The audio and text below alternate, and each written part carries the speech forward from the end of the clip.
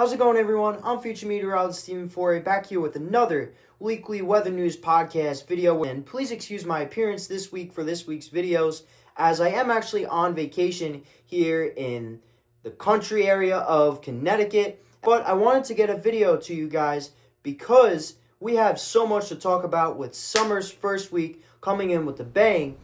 From the thunder roaring, from those thunderstorms we had last Thursday, which I talked about a lot last week, and throughout the week, of course, with the heat, we did have some isolated thunderstorms. So when you hear thunder, please go inside, as lightning is no joke, and you don't want to be the one strike and you're out, as the National Weather Service described. Along with the heat, I'm sure you probably went to the beach last weekend. So if you are going to the beaches, please just check what the National Weather Service has to say, as there's definitely been lots of rip currents and special marine advisories. I'm sure you took the boat out Monday, Tuesday, or Wednesday, got the swim trunks out, swam in the ocean, or even went in your pool, because boy, heat was the story this week here on Long Island. As the National Weather Service describes, the first key messages that they issues: hot temperatures in the mid to upper 90s, around 100 degrees Fahrenheit, with maximum heat indexes going all the way up to 110 degrees Fahrenheit. We did have an extreme heat warning here on the island. It was just absolutely crazy, and I hope you guys did stay hydrated and stay cool during that time. Another key message is from the National Weather Service here through Tuesday.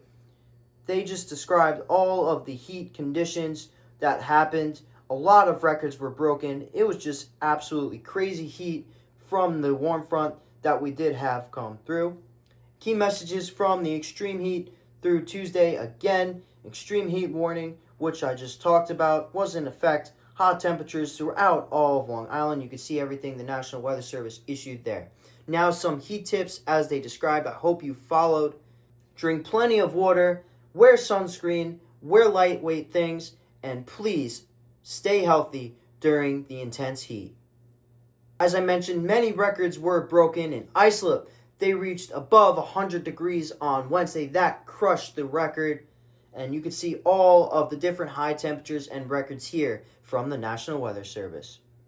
And then, lastly, again on Wednesday, the National Weather Service did give some more statements, again explaining the high temperatures for New York City, Long Island, basically everywhere that our local National Weather Service covers, and the level of heat affects anyone from young age to old age. So if you have any heat-related illnesses or anything like that, please take it seriously, because heat deaths are one of the most problems of weather, believe it or not. And the heat was not all. Of course, we still had the severe weather in the upper Midwest. Check out what the National Weather Service said there in the red enhanced risk. Of course, they issued their key messages. A mix of supercells are expected this evening, tonight, across North Dakota, and definitely happened. Significant wind gusts greater than 75 miles per hour, hail, and all the above. I hope everyone affected by these storms is okay. That was last Friday. Then again, yesterday, we had some more severe weather. The National Weather Service describes scattered severe thunderstorms happened across the Carolinas and Southeast.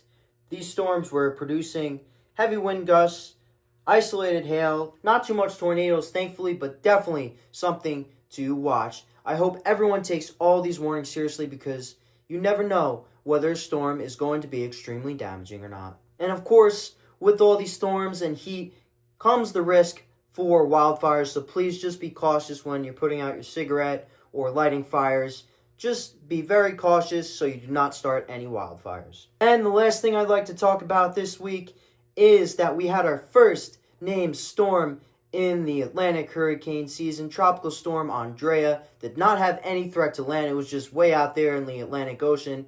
Thankfully, it did not affect us in any way. However, the National Hurricane Center now is tracking an area of development with slight chance, only 20% chance, but it is near the Americas there in the Gulf. So that is definitely something to watch in the coming days. Well, everyone, there you have it. Thank you so much for watching this week's weather news, and have a wonderful weekend.